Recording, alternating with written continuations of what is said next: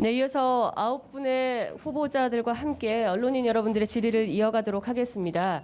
오늘 후보님이 총 9분, 좀 많기 때문에 이왕이면 되도록이면은 여러분에게 골고루 질문을 해주시면 좋을 것 같습니다. 먼저 손을 들어 표시해 주시겠습니까? 예, 서 기자님.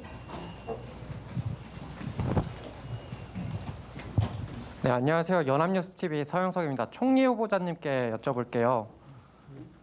우리 오늘은 네. 예, 제가 새로 임명을 받으신 후보들께 국무위원 후보들께 질문. 당선인님께 여쭤보지 못해가지고. 그러면 네. 일단은 오늘 가장 먼저 저희가 소개해드린 것은 9분의 후보님들이시기 때문에 먼저 질의를 이어가시고 마지막에 응답을 해주시면 어떻겠습니까? 그러면 서 기자님 마지막에 질문 다시 해주십시오. 손을 계속 드셨는데요. 옆에 바로 마이크 주시면 되겠습니다. 예, 매일경제신문 이종혁 기자입니다. 저 법무부 장관 후보자께 여쭙고 싶은데 우선 그 인수위에서 이제 법무장관 수사 지휘권 폐지를 약속을 하셨는데 그 후보자께서 이제 장관이 되신 후에도 그런 기조는 변함없이 이어진다고 할 수 있을지, 그리고 두 번째는 이제 후보자님께서 27기신데 사실 27기신데 가뜩이나 연소화된 이제 검찰이 더욱 그 연소화 심해지는 것 아닌지 이런 우려에 대해서 한번 답 주시면 감사하겠습니다. 예, 안녕하십니까, 한동훈입니다. 두 가지 말씀 주셨는데요. 첫 번째 말씀은 당선인이 이미 약속한 것이고 저도 지난 박범계 장관, 추미애 장관 시절에 있어서 수사지휘권이 남용된 사례가 얼마나 국민에게 해악이 큰 것이었는지에 대해서 실감하고 있습니다. 제가 장관에 취임하더라도 수사지휘권을 구체적인 사건에 대한 수사지휘권을 행사하는 일은 없을 거라고 말씀드립니다. 두 번째, 연소 나이나 기수를 말씀하신다면 대한민국은 이미 여야 공히 20, 30대 대표를 배출한 진취적인 나라입니다. 제가 지금 거의 50이 됐고 그리고 공직 생활에서 이 분야에서만 20년 넘게 근무를 했습니다. 이런 정도 경력을 가진 사람이 나이나 경력 때문에 장관직을 수행하지 못할 만한 나라는 아니라고 생각하고요. 그리고 기수문화는 국민의 입장에서는 철저히 아주 지엽적인 겁니다. 제가 그동안 해온 경험을 바탕으로 용기와 헌신으로 최선을 다할 거라는 말씀을 드리겠습니다. 예, 저 맨 뒤에 아까부터 손 들고 계셔서요.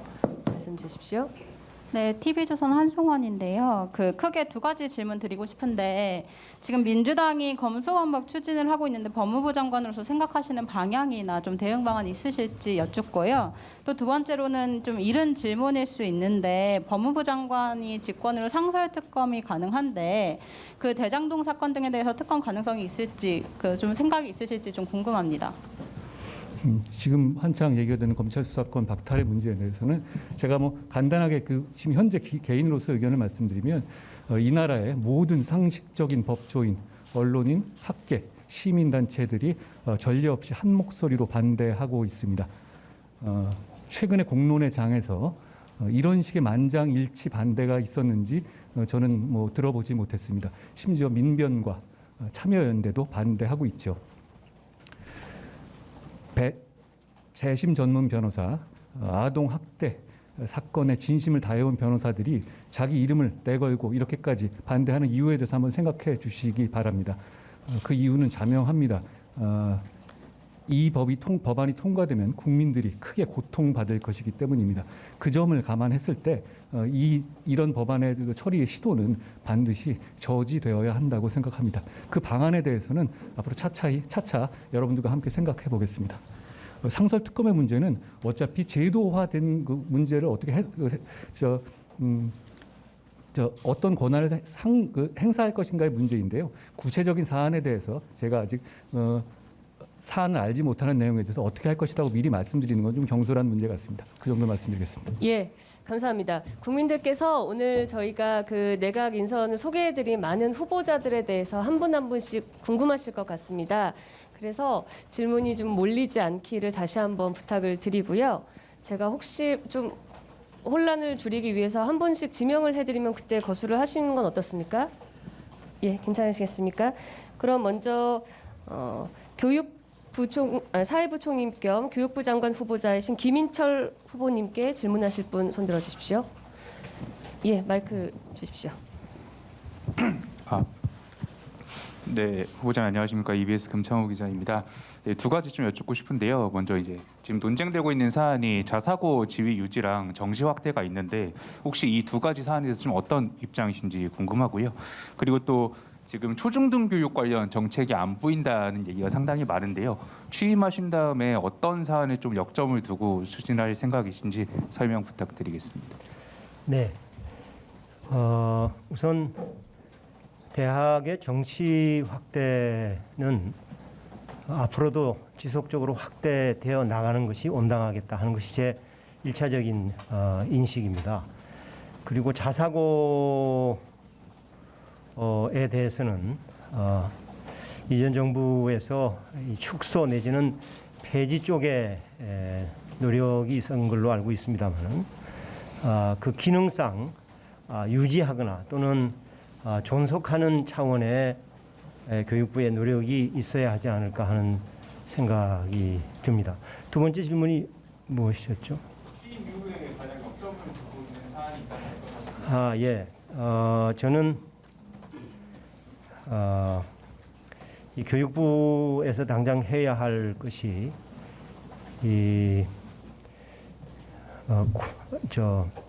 학부모, 재학생, 그다음에 교수, 교사, 교직원들의 신뢰를 회복하는 또 신뢰를 더욱 제고하는 그런 노력이 있어야 되겠다는 생각을 하고요. 그다음에 이 교육계는 초, 중, 고등 교육계를 포함해서 대학의 성장 진흥이 결국 우리나라의 국가 경쟁력을 향상시키고 또 지역의 균형 발전을 유지하는 가장 중요한 과제다 그런 생각을 하기 때문에 그런 차원에서 문제를 보고 특히 지역 균형 발전을 향한 추가적인 노력 그리고 지역 소멸이라는 탄식 섞인 그런 부정적인 표현들이 다시 등장하지 않도록 그런 노력을 배가할 생각을 하고 있습니다. 예, 감사합니다. 이어서 통일부 장관에 지명된 권영세 의원이 나오겠습니다. 예, 질문 주십시오. 네, 안녕하십니까. 저 미국 NK뉴스의 김정민 기자라고 합니다. 일단 첫 번째 질문은 당으로 돌아가시겠다는 입장이셨던 거로 알고 있는데 이렇게 결정하시게 된 그 개인적인 이유가 혹시 있는지를 하나 여쭈고요. 두 번째는 북한 핵과 미사일 모라토리움 파기한 굉장히 엄중한 상황에 인선이 되셨습니다. 앞으로 남북 긴장 완화 방향을 어떻게 생각하고 계신지 그리고 현 정부와 북한 사이에 있었던 9.19 군사합의 등에 대해서는 어떤 입장이신지를 여쭈고 싶습니다. 감사합니다. 예, 질문해 주셔서 감사합니다. 오늘 우리 각광을 받는 분이 한 분이 계셔가지고 좀 제가 대답을 안 하고 지나갈 수 있나 했는데 우리 배현진 의원님 덕분에 또 제가 할 말씀을 드릴 그럴 기회가 생겼습니다. 그리고 이 기회를 빌어서 어제부터 시작해서 오늘 이르기까지 제가 기자분들하고 이렇게 굉장히 좀 친하게 지내는 편인데 연락도 못하고 뭐 경우에 따라서는 사실과 조금 다른 얘기도 하게 된 부분은 좀 양해를 해주시기를 부탁을 드리겠습니다.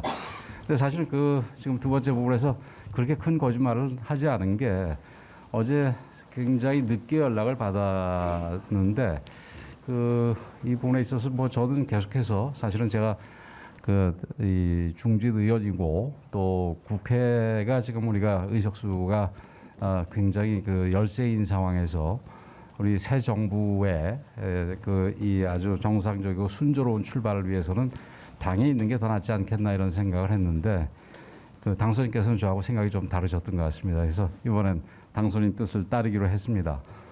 그리고 두 번째 이제 엄중한 남북 관계 이 말씀 물으셨죠? 지금 남북 관계가 진짜 엄중한 상황입니다. 뭐 지난 몇 년 동안에 뭐 노력이 있었습니다만은 남북 관계가 별로 진전된 게 없었습니다. 북핵 문제도 그렇고 또 최근에는 계속해서 미사일 도발이 이어지고 있고 뭐 대화는 뭐 단절돼 있고 외부적 환경이 매우 안 좋은 상황입니다. 그렇다고 지금 통일부가 우리 국민들의 지지를 받고 있느냐면 그렇지도 못합니다. 지금 뭐 젊은 세대를 중심으로 통일부 폐지를 주장하는 목소리가 나올 정도로 통일부에 대해서 부정적인데 이런 상황에서 통일부의 그 책임을 맡게 돼서 굉장히 그 책임감을 무겁게 느끼고 있는데 잘 아시다시피 지금 현재 인수위가 그 새로운 정부의 국정 과제라든지 국정 방향에 대해서 한참 논의되고 있는 상황이고 아직 발표가 안 된 상황이고 또 통일 업무, 남북관계 업무는 사실은 통일부 혼자서 하는 게 아니라 다른 외교안보 팀하고 팀을 이루어서 한 팀으로 외교, 국방 뭐 다 팀을 이루어서 같이 목소리를 내야 될 거기 때문에 지금은 제가 이 자리에서 그 구체적으로 드릴 말씀은 그 별로 없는 것 같고요. 앞으로 그 제가 이제 이 청문회를 통과하게 된다면은 팀을 이뤄서 열심히 하겠다. 다만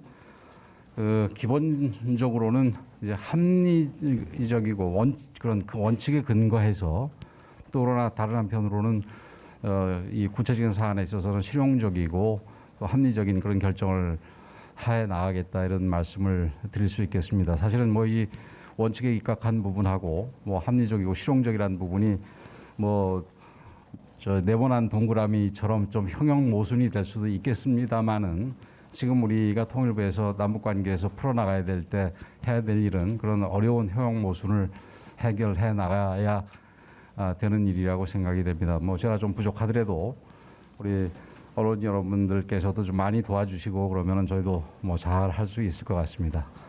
예, 감사합니다.